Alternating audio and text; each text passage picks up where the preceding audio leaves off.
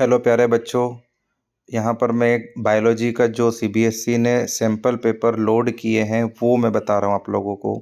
आप इसमें multiple choice questions देखिए या इसके अलावा 2 मार्क्स 3 मार्क के क्वेश्चंस देखिए। क्वेश्चंस का लेवल देखिए कि क्वेश्चन डायरेक्ट नहीं है, इस बात को ध्यान रखें। 30% चीज़ें आपको डायरेक्ट मिलेगी, बाकी सब आपको थ्योरी को कनेक्ट करके 11 का भी इंटरकनेक्शन हो सकता है।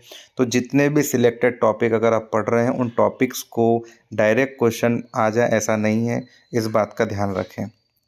आप एमसीक्यू उठा लें या फिर कोई से भी वन वर्ड, जैसे हार्डी विनबर्ग यहाँ पर दिया हुआ है, कौन सा करेक्ट है कौन सा इनकरेक्ट है ना। इसके अलावा फिर short DNA use to identify complementary sequence in the sample are called, तो प्राइमर्स बोलेंगे, प्रोब्स बोलेंगे या जो भी है।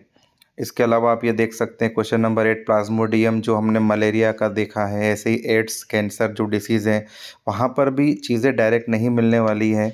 आपको ये इस तरह से चीज़ें दी जाएगी जो उन्होंने क्वेश्चन पेपर का जो सैम्पल पेपर अपलोड किया है वो। इसके अलावा आप ये देखें, ये क्वेश्चन आपको दिया उन्होंने ब्लड के ऊपर, ब्लड की रिपोर्ट आपको दे दी, ऑब्जर्व करने को दिया है।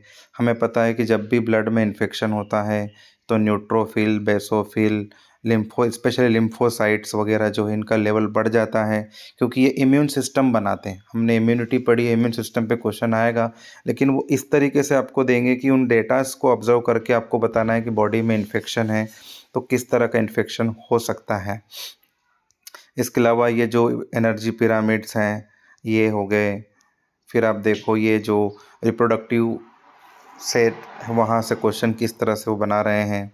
एडाप्टिव रेडिएशंस के ऊपर, ह्यूमन पॉपुलेशन के ऊपर आप देखिए 3 पिरामिड आपको दिए हुए हैं। यही पिरामिड सेम, एक आपका स्टेबल है, एक डिक्लाइन है, एक इंक्रीज होने वाला है। तो उनके शेप आप देखें कि किस ईयर में, जैसे 3 तरह के ईयर उन्होंने दिए हुए हैं, इस तरह से वो प्रैक्टिकली चीज़ों को लिंक करके आपको क्वेश्चंस बना कर देंगे।